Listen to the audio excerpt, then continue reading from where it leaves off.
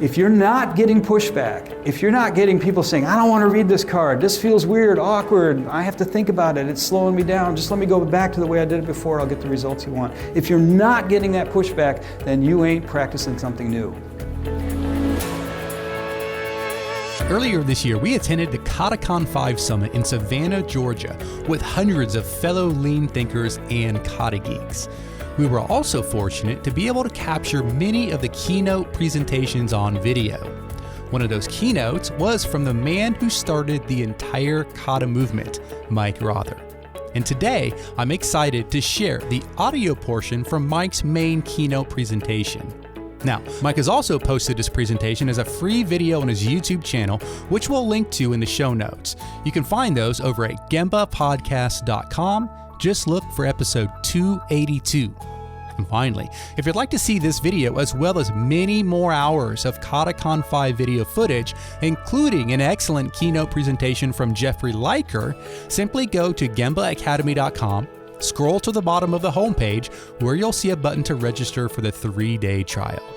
Okay, enough for me. Let's get to the show. Let's start with a question. So if you're running a race and you pass the person in second place, what place are you in? Your mind says, oh, if I pass the person in second place, I'm in first place. And that's a good cue up for talking about scientific thinking in Toyota Kata. That is, not to believe everything we think, but to test it, to test those things. And that gets at the scientific thinking idea. So what's Toyota Kata about? Let me a little bit of an impression here. Number one, a way of working and a way of working together. How advantageous it is if everyone has a somewhat common way of thinking, a somewhat common language, a somewhat common way of working, and that is a scientific way of thinking. So we don't plop into a new team and start arguing about your idea versus my idea. Instead, we all know that ideas need to be tested, and we know how to test ideas, and we know how to test them quickly. And so we have a conversation about what's our next experiment, and how can we run that experiment really quickly. Number two, scientific thinking is an ingredient that makes some teams and organizations particularly effective. When the path is unclear, when the conditions are dynamic and changeable, when we just don't know, then just planning is not enough. So scientific thinking actually kind of a vital skill for the conditions we find ourselves in this early 21st century. And finally, what's Toyota Kata about? It's an aspect of your thinking, of your behavior, and even of group thinking and behavior, which would be organizational culture, that you can develop through practice. And I think this third one is still a little bit of a theory and a hypothesis. I think that's kind of the ground where we're at, and the Toyota Kata experimentation is kind of at. Can we change organizational culture, team culture, family culture, classroom culture? Can we, change is actually the wrong word. I like modify. Can we modify the culture? And if you read the Toyota Kata practice guide, that's a one-on-one book. That's you coaching me to change my skills, to change my mindset. Then the Toyota Kata culture book is one where we're like, okay, how would you do that to scale? But at that point, I think our knowledge is pretty thin on the ground. Experimentation potential. Quick review, just a quick review of the Toyota Kata research findings. Again, the book came out 10 years ago now. But from 2003 to 2009, we studied specifically Toyota's management approach. We basically went back and said, we know a lot about Toyota, but it doesn't seem to stick when we try it here. So here's what we found. There's all that visible stuff about Toyota, which is their astonishing results, which continue, which is what attracted us to Toyota in the first place. But also, as you know as well as anyone, all the lean tools and practices. Just a few examples here, the list could be much longer. Shop floor techniques, U-shaped cells, Heijunka, Kanban, Andon, and so forth. Gemba walks is a very popular subject. Team leaders, the whole problem-solving efforts, that kind of thing, practical problem-solving and so forth. All of these things, they're visible, and you can go there and you can see them and you can come home and try to implement them in your organization, which is what we tried to do many times. What we found And this is really what Toyota Kata is about, is underneath that is something that's a little less visible. And it is, number one, there's a systematic scientific way of thinking and acting that they practice, that they train. They don't want their people to jump to conclusions. At Toyota, if you don't know, they want you to say, I don't know. They don't want you to fake it. I thought working at Toyota would be easy. You know, you're in a meeting and they say, Mike, what do you think we should do? I don't know. You know, that was my contribution for the day. All right, you know. Turns out it's not quite so easy. The Toyota manager says, good, I'm glad you said you don't know. Now, explain to me how you're going to figure it out. What's your next experiment? You know, show me. Get an A3 going, you know. What do we know about where we are? And you know, when did you go to the Gemba and see what's actually happening? So a systematic, not jumping to conclusions, scientific way of thinking and acting. And number two, because that way of thinking and acting is not our natural mode, you have to practice it, you have to teach it, you have to practice it almost every day. And if you're going to practice every day, you need a coach. And there's only one person who can coach you, and that's the manager. The lean promotion department can't coach everyone every day. It's physically impossible. And it is a Homer Simpson dope slap moment. You'll sort of look at the lean promotion department, you start figuring out, oh, this is what they're doing. It's a systematic scientific way of thinking, acting, and they're practicing it every day. The lean promotion department can't be out there watching everybody practice everyone. There's only one person who can do that, and that's your boss, your manager, your team leader. It also explains a little bit why they have team leaders at Toyota. There are other reasons somebody pulls the anon cord, somebody's got to come, you know. If you have 30 people and they're pulling the anon cord all the time, you know, you can't get there. But the other thing is to help inculcate this way of thinking. The other thing that happens is we occasionally get this question, I'm sure you've gotten it, oh, now there's this Kata thing. Do we have to do lean or do we have to do Kata? You know, and it's like, oh, that's interesting. It's not either or. It's not the top or the bottom. They go together. And notice that the bottom part is not about Toyota. It's about human beings. It's about capability that's latent, but there, things that human beings can do. And so let me just go back to the first slide, Katakon 5. This was the opening slide. Developing and utilizing human capabilities by practicing scientific thinking. So, what we also found at Toyota was kind of a thinking pattern. Now, this is a model made by a researcher. This picture does not hang anywhere at Toyota.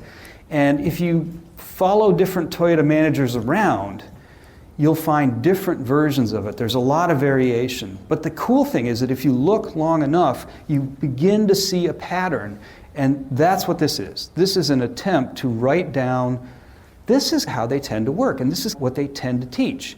And it's just 4 basic steps. Get the direction or challenge. Where are we going? What's the big goal we're shooting for? What are you trying to achieve? Where are you trying to go? That's actually an important question. Important enough that they have, you know, annual challenges within the company. The second step on the lower corner, grasp the current condition. Where are you now? Maybe relative to that challenge. You know, there's a statement that if you understand the current situation well enough, you'll almost know what you need to do next. The third step is, what do we need to get to next? The target condition, right? Where do we want to be in a week or 2 or 3? And the fourth step is attacking the obstacles and experimenting against the obstacles. And it's a kind of a scientific thinking pattern. The thing is, though, it's a very practical scientific thinking pattern. It's a scientific thinking pattern that you can use in your everyday life. If you look at this, everybody thinks step 4 is what makes it scientific, experimenting.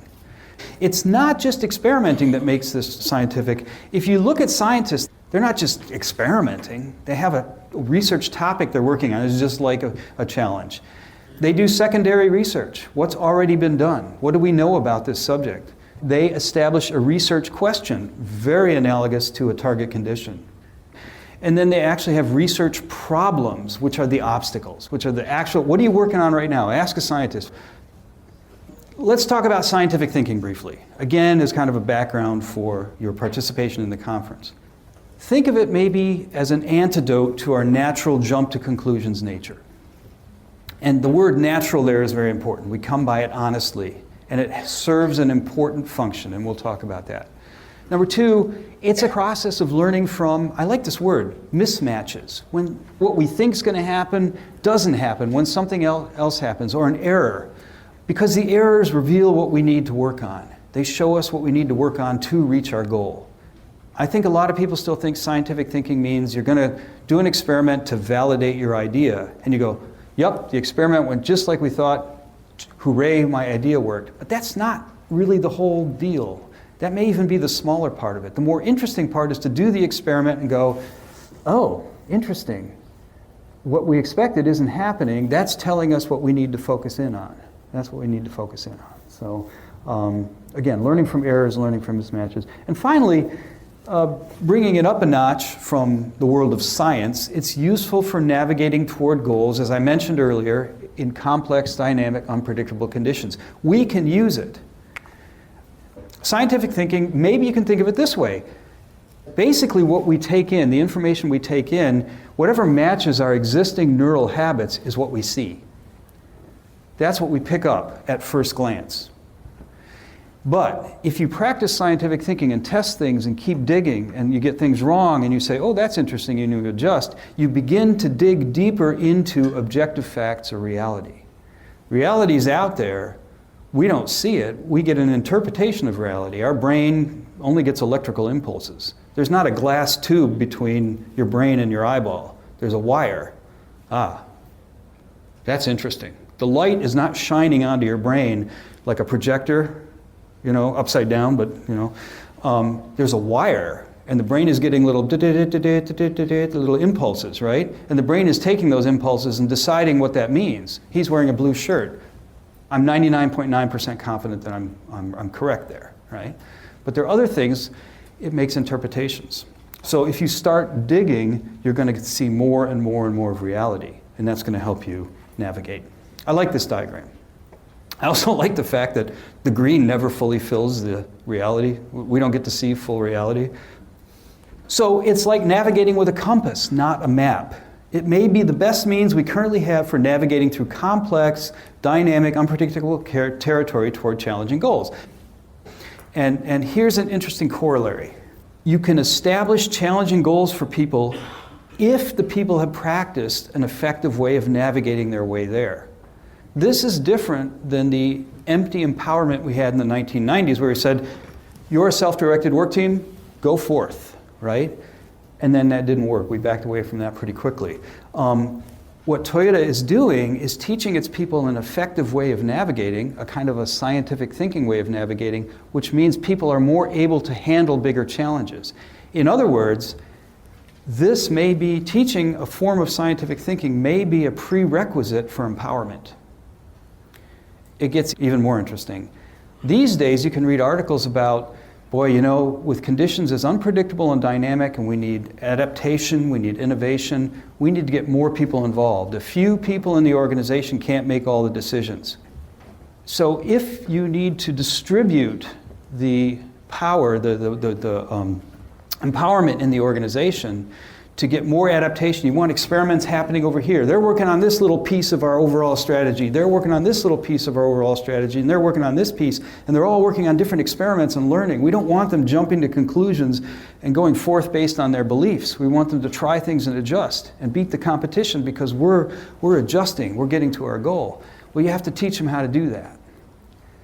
So this really is about teaching your team leaders and your supervisors and your managers how to make their people work in a way that's adaptive, innovative, and so forth.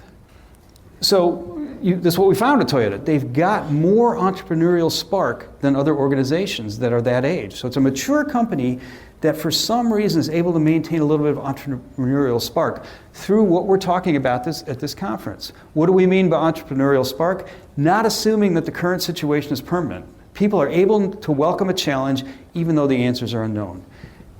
I'm not saying people at Toyota go, yay, wow, another challenge. We have no idea how we're going to get there. I love it. That's not Toyota. But people are a little more open to, okay, we've done this before. We don't know how we're going to get there. My boss can't tell me.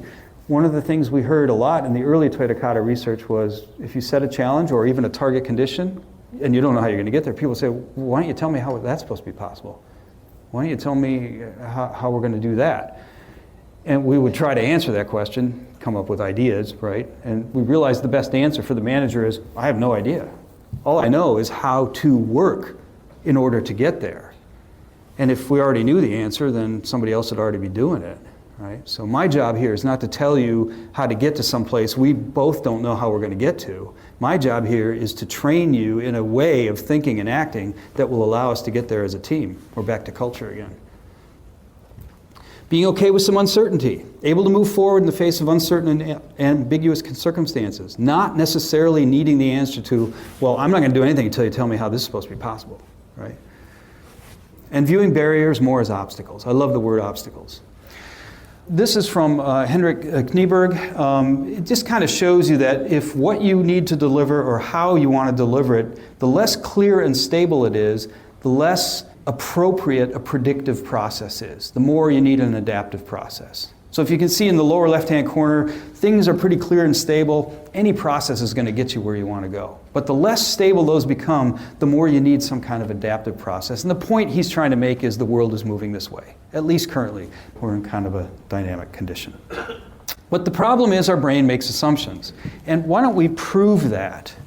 Our brain sees that, jumps right over the knowledge threshold. You should all have a card that looks like this in your lanyard. How many have seen this? Okay, who wants to do it with me? Julie, you don't want to co-facilitate? Michael, are you here?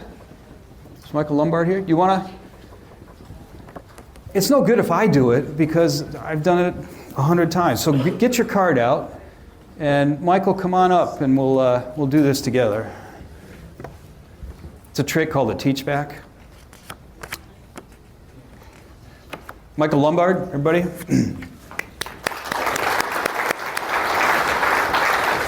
right. What are they supposed to do with this card? Okay, I think you are supposed to hold it out like this with, I'm using this side first. With the dot on the left. With the dot on the left, Yep. the cross on the right. Yep. Hold it out like that. Uh-huh.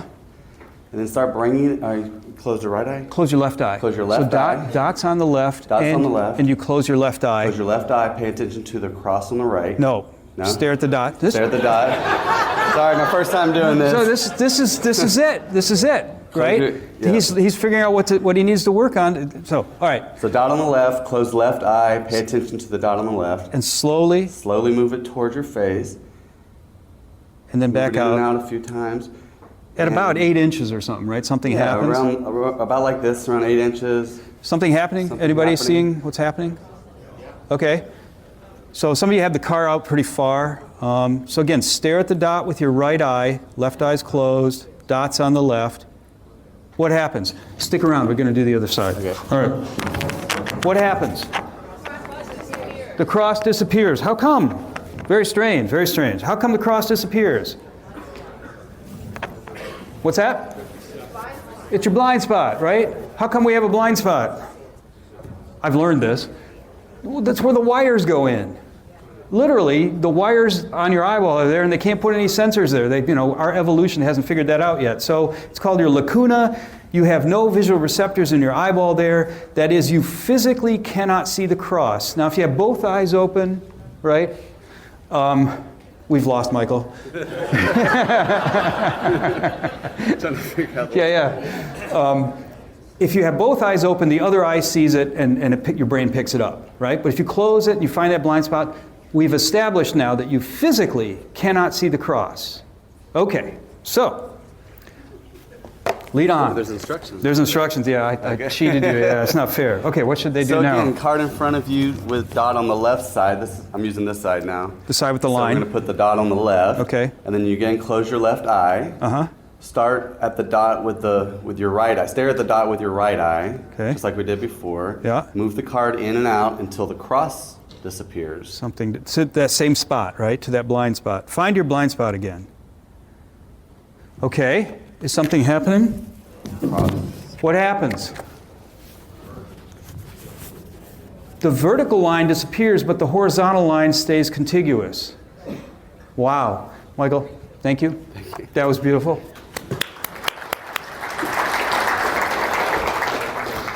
Did you notice that by doing it wrong, he learned how to do it? Right?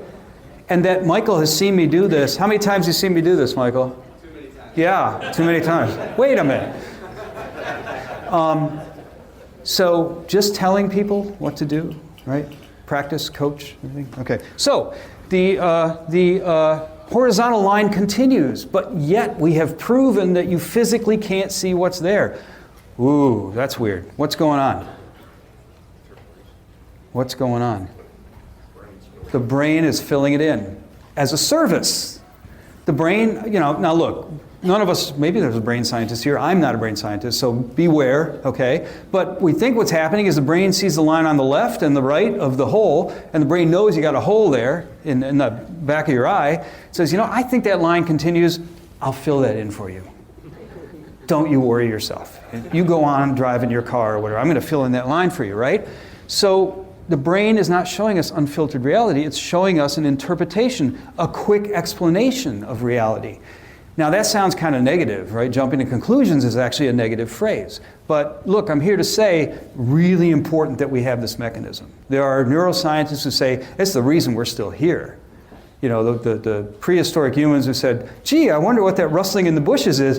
We didn't get those genes, And the ones who imagined all sorts of horrible things because of the rustling in the bushes and ran away, those are the genes we got. They jumped to conclusions. Thank you very much. Imagine trying to navigate traffic and your brain would say, that car might be coming into your lane, but don't worry. We got to get some more data. We got to test that some more. We got to be scientific about this. Don't jump to conclusions, You're just not going to get to work that day. Right? You're going to get to the hospital. So it's a better safe than sorry cognitive mechanism. I think it's beneficial when fast reaction is more valuable than deep understanding. And there are lots of situations like that. So I think on balance for our survival as humans, it's really good to have that mechanism. But it causes some problems, right? So what does your brain see here? For a moment, your brain says she's floating. And then it takes you a while, a little bit of experimentation to go, oh, okay, it's just a shadow from a flag, right? So your brain quickly, you can't turn it off. So an antidote to the dangerous side of our useful jumping to conclusions mechanism is scientific thinking. So I said earlier, it's knowing that any idea needs to be tested, right? But we can say a little bit more about scientific thinking. It's learning, I highlighted the word learning on purpose. It's learning to compare what you think will happen with what actually happens and learning to adjust based on what you discover from the difference. You laughed when Michael struggled with the card, but that's exactly what's supposed to happen. That's the learning process. You make a prediction, reality happens, and if there's a difference, you learn from it. This is kind of a visual of that scientific thinking process moving toward your target condition. What you learn in one step may influence what you do in the next step, and you sort of iterate your way to your goal. Now, do it fast, right? These experiments, if you're doing one experiment every 2 weeks, you're not going to beat the competition. You need to be doing experiments every day. Some take longer, you can queue those up and then do them, but you need to be experimenting rapidly. Excuse me. So interestingly, here's that improvement kata pattern. Here's where we generally make the plan. So we're back here at our current condition. We know where we want to go, so we make a plan for how to get there. What's fascinating about this, where that person with the binoculars is standing before they embark on their journey, that is the point of maximum uncertainty about how that trip will actually go. You will never be more uncertain than you are at that point, and that's where we make the plan. And this was hard to square with what we saw at Toyota, because Toyota plans like crazy. They won't let you go. Go again. Your plan isn't detailed enough. Look again. Make a plan. Make a more detailed plan. It was hard to square with scientific thinking, which says you can make a plan, but life ain't going to roll out that way.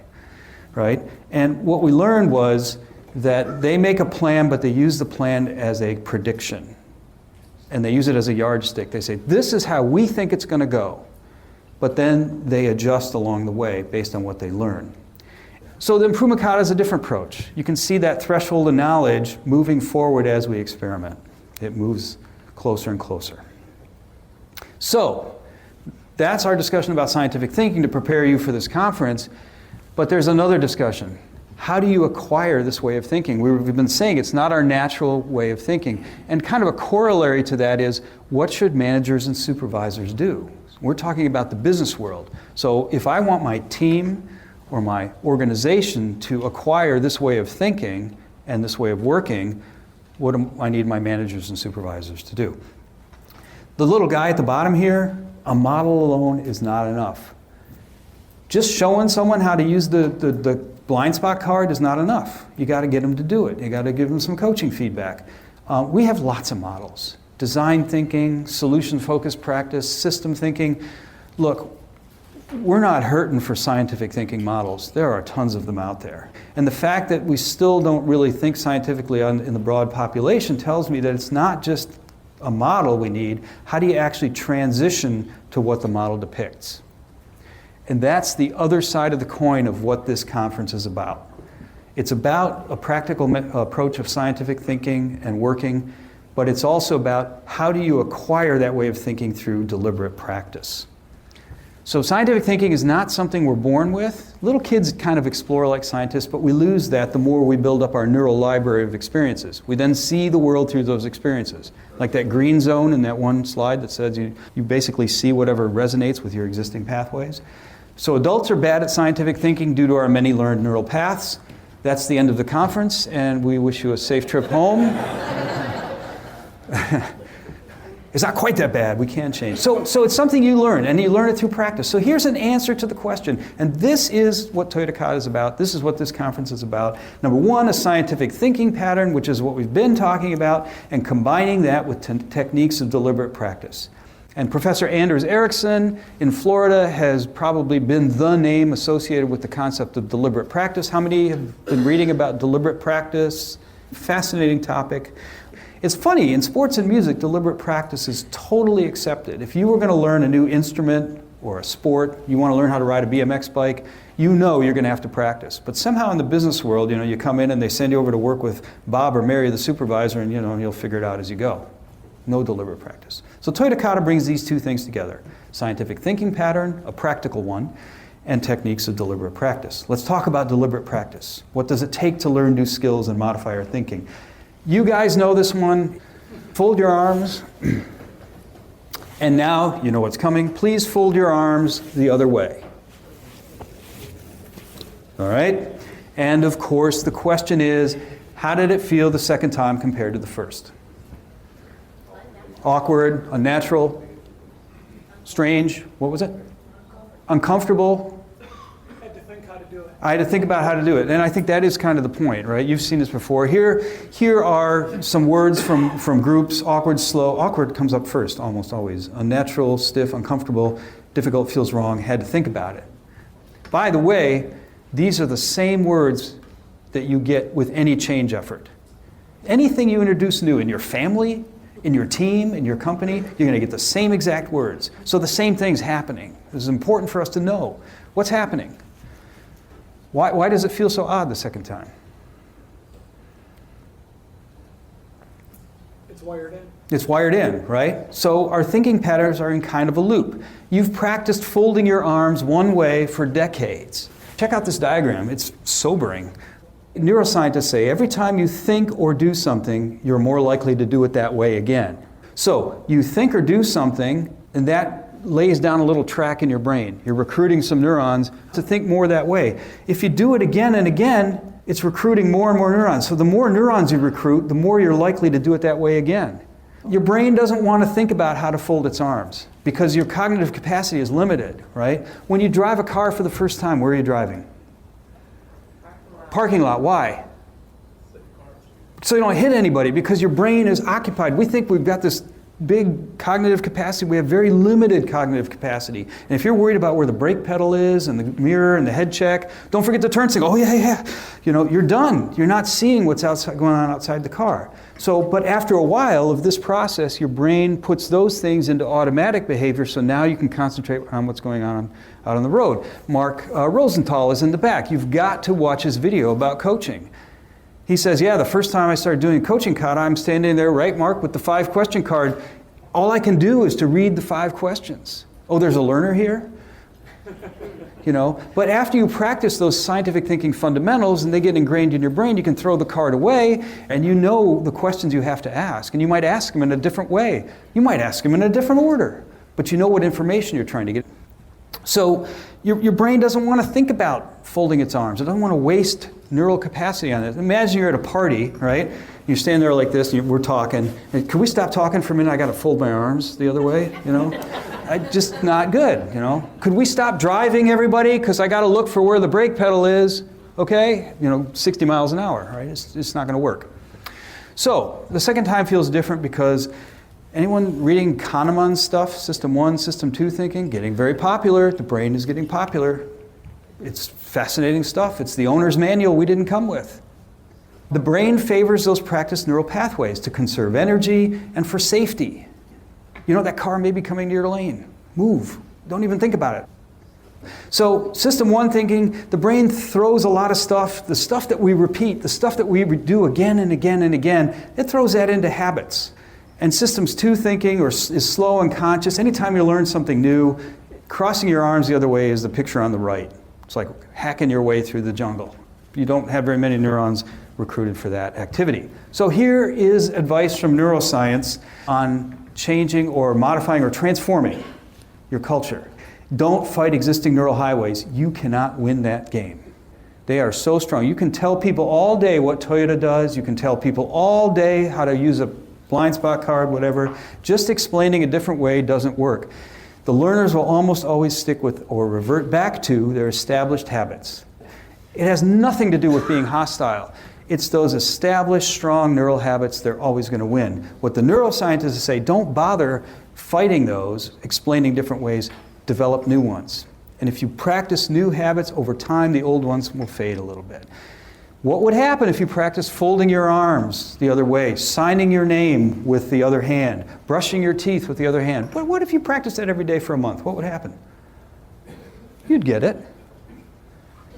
So what can work is deliberately practicing new neural pathways, and they replace the old ones. So here's what practicing Toyota Kata is about. What you're doing is you're moving some scientific thinking fundamentals, like I need to test the idea, to System 1 so that you can react more scientifically. And cognitive capacity is freed up to focus on the things that are situational. We're never going to make grasping the current condition automatic.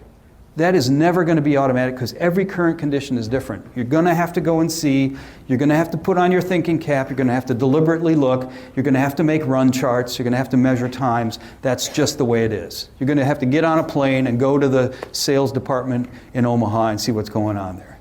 You're never going to get away from that. But the idea that you have to grasp the current condition, yes, that becomes automatic. That's what Toyota Kata is about.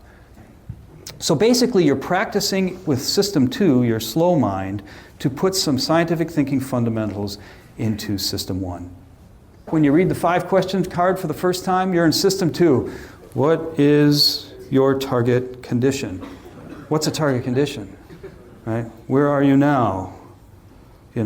What did you do on your last step? It goes literally like that. You're in System 2, very deliberate. But you're trying to turn that into System 1. So that's practice, which turns into performance. And performance is actually just being able to do those things off the cuff. So this is where starter kata come in. What the heck is kata? Kata are just practice routines you practice at the beginning. It's like playing scales in music. So we changed the name. We call it starter kata. Did that about 2 years ago. And so there's that perpetual loop. Every time you do something, you recruits more neurons, and that makes you more likely to do it again. This is the we're screwed loop. And this right here is the way to free will. That is, you inject a starter kata with coaching. Coach says, play these scales. I want you to learn the fingering of the instrument you're trying to learn. So starter kata are just things you do at the beginning. They get you going. They're not something you implement. The 5-question card is a starter kata to introduce, it's a practice routine to introduce a pattern into your head. Once you got that fundamental pattern, then you can build on that and develop your own style. So what we have is not just a scientific thinking model, the 4 steps of the improvement kata, which is based on what we observed at Toyota. We have starter kata for each step. And that's a big experiment that you are part of to try to make scientific thinking something that's learnable, teachable, transferable in any group. Your team, your family, your organization. And there's also a kata for coaching, because coaching is a skill you have to learn like any other. Starter kata, again, very common in sports and music. See the dance steps? At the beginning, you actually have painted steps on the floor. Why are they on the floor? What are those painted steps for? Get the basic pattern in your head. Then you don't need them anymore. Do the dancers who are accomplished, do they go like this? Mm-hmm. They don't. They have their own style. But they started with this. That's a starter kata. You can't implement starter kata. It's just to get something going. Check out this swimming pool. Here, the learners on the left, very structured. Okay, I want you to learn how to kick and so forth, right? And they're all doing exactly the same thing, and the coach is very instructive. This is the starter kata zone down on the left end of the pool, to internalize the basics of swimming. But after a while, the coach doesn't even need to be in the water. They're out here. They're still giving some instructions, right? And this is where we're trying to get to. Everybody's swimming in their own way, and they're having a good time, and they're able to swim, and the coach is just watching. 2 errors that we see all the time with kata. Number 1, people practice the kata, the starter kata. You come back 2 years later, they're still reading the card. You're like, oh, I'm sorry. That wasn't really the point. The card, they're all still down the left end of the pool, and everyone in the pool is going, I just wanted to swim. You know, I'm still reading this damn card, you know. So that's an error. Don't practice starter kata forever. But the other error, you get off the kata too soon. They immediately ad-lib. They immediately change the questions. They want to be on the right end of the pool right away. If you try to get to the right end of the pool too quickly and you're not willing to practice your starter kata, you're not going to get anywhere. You're going to be a beginner forever. And we have Tim Hall. Tim, are you here? From NicePack? I don't know if he's going to talk about it, but if he doesn't, then you should basically corner him with a cup of coffee. Because, Tim, what do you say? You've moved on from the starter kata, right? You've moved off quite a bit and developed your own style. And if you have a new learner, what do? Start over again. They go back to the left side of the pool, read these questions. You know, I don't want to. You're not going to do that forever. You know, I want to play with the other guys on the other end of the pool. That's where we're heading, right? I love this picture. I think this picture describes it better than I ever did. So again, starter kata only take you so far. Over time, you have to develop your own style, building on top of the fundamental patterns you learned with the starter kata. The fundamental patterns are supposed to get automatic. Now, here is a cool trick. Starter kata are especially useful when you want to create a shared culture, because everybody starts with the same basics. Now look, your style may be different. I want that. I want my team to have different styles of testing. I want you to have a better idea than me about how we could test this idea. But I want both of us to say, we need to test this idea. That's fundamental. So everybody starts with the same fundamentals, and you can build on top of that. And I think this slide essentially is what Toyota's doing on that less visible part on the slide I showed earlier. And they don't even use starter kata because they have the team leaders and the managers who have the pattern in their head. So they're able to have quite a bit of variety. But if you don't have that, starter kata are helpful. One thing, of course, we talked about this, I'll skip over it. It needs to be daily practice. Don't fool yourself if you're practicing something every now and then and the rest of the time it's business as usual. The neuroscientist would basically look at you and say, you're practicing business as usual. Whatever you practice daily is what you're creating. That's your habit, that's your culture. Early practice does require a coach, as I've said a couple times now, so I don't need to dwell on this. Otherwise, you're going to practice your existing habits. They're much more powerful. So you need the coach to say, hold on, you're doing it wrong.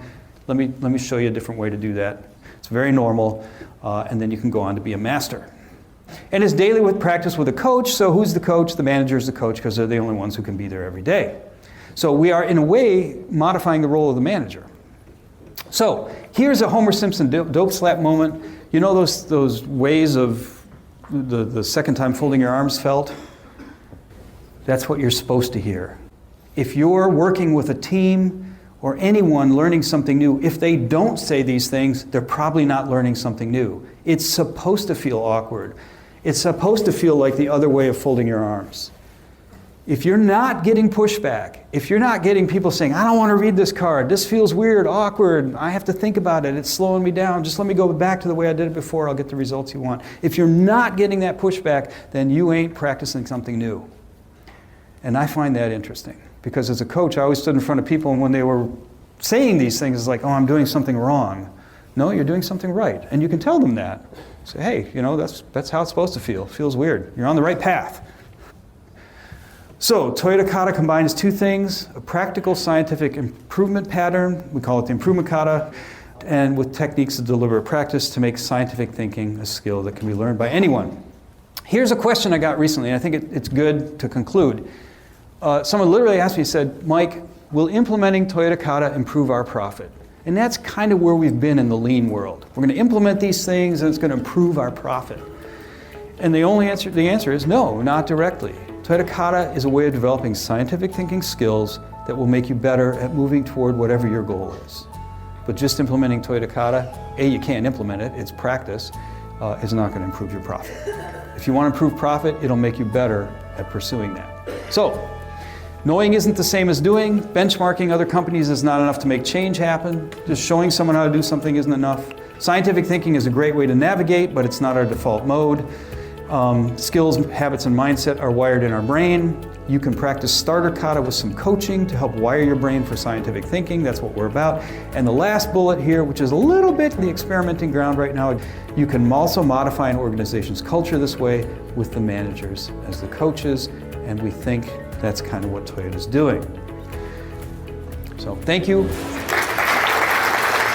Thanks for listening to the Gemba Academy podcast. Now, we invite you to take a no-strings-attached, fully functional test drive of GembaAcademy.com. Gain immediate access to more than 1,000 Lean and Six Sigma learning resources, all free of charge, at GembaAcademy.com.